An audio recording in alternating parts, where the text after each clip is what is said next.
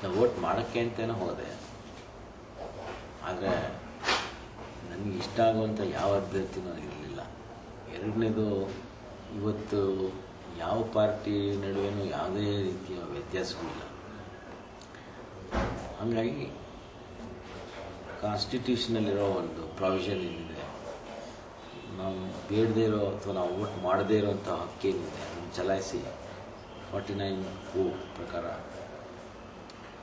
ನಾನು ಯಾವ ಅಭ್ಯರ್ಥಿಯನ್ನು ಆಯ್ಕೆ ಮಾಡಲು ಇಚ್ಛೆ ಪಡುವುದಿಲ್ಲ ಅಂತ ಬರೆದು ಹೇಳಿ ಬಂದಿದ್ದೀನಿ.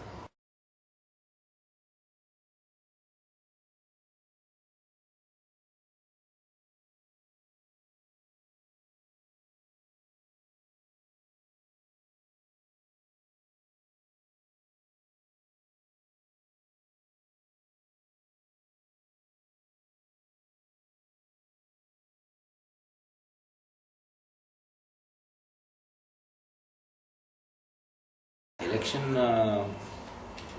ರೂಲ್ಸ್ ಪ್ರಕಾರ, election commission people's representation act ಪ್ರಕಾರ ಒಬ್ಬ ಭಾರತೀಯ ಪ್ರಜೆಗೆ ವೋಟ್ ಹಾಕುವ ಹಕ್ಕು ಹೇಗಿದೆಯೋ ಹಾಗೆ ವೋಟನ್ನು ನಿರಾಕರಿಸುವಂಥ ಹಕ್ಕು ಇದೆ.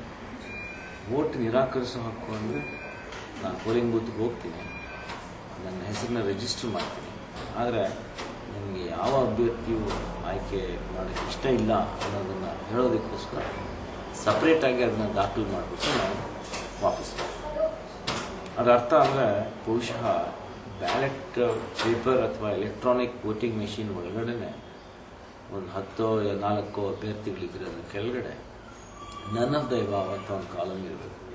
ಆವಾಗ ಇದಕ್ಕೆ ಹೆಚ್ಚು ಅರ್ಥ ಬರುತ್ತೆ ಮತ್ತು ಇದನ್ನು ಹೆಚ್ಚು ಪ್ರಚಾರಗೊಳಿಸೋದು ಒಳ್ಳೆಯದು.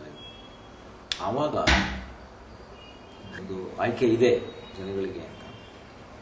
ಬಹುಶಃ ಆಗ ಯಾರನ್ನೂ ರಿಜೆಕ್ಟ್ ಮಾಡುವಂಥ ಒಂದು ಹಕ್ಕು ಕೂಡ ಜನಗಳಿಗೆ ಇರೋದ್ರಿಂದ ಅಭ್ಯರ್ಥಿಗಳು ಇನ್ನು ಸ್ವಲ್ಪ ಮಟ್ಟಿಗೆ ಹೆಚ್ಚು ಜವಾಬ್ದಾರಿಯುತವಾಗಿ ಇನ್ನು ಮುಂದೆ ನಾವು ನಡ್ಕೋಬಹುದು ಅನ್ನೋ ಒಂದು ಸಣ್ಣ ಆಸೆ ಇದೆ. ಅದರಿಂದ ಈ 49 ಕಾಲಮಿನ ಪ್ರಕಾರ ಏನು ಆಯ್ಕೆ ಒಂದು ಜನಗಳಿಗಿದೆಯೋ ಅದನ್ನು ನಾವು ಹೆಚ್ಚೆಚ್ಚು ಉಪಯೋಗಿಸ್ತಾ ಇದ್ದರೆ ಅದ್ರ ಮೂಲಕ ಒಂದು ಇಡೀ ಚುನಾವಣೆಯ ಪ್ರಕ್ರಿಯೆಯಲ್ಲೇ ಬದಲಾವಣೆ ತರೋಕ್ಕೆ ಸಾಧ್ಯ ಆಗ್ಬೋದೇನೋ.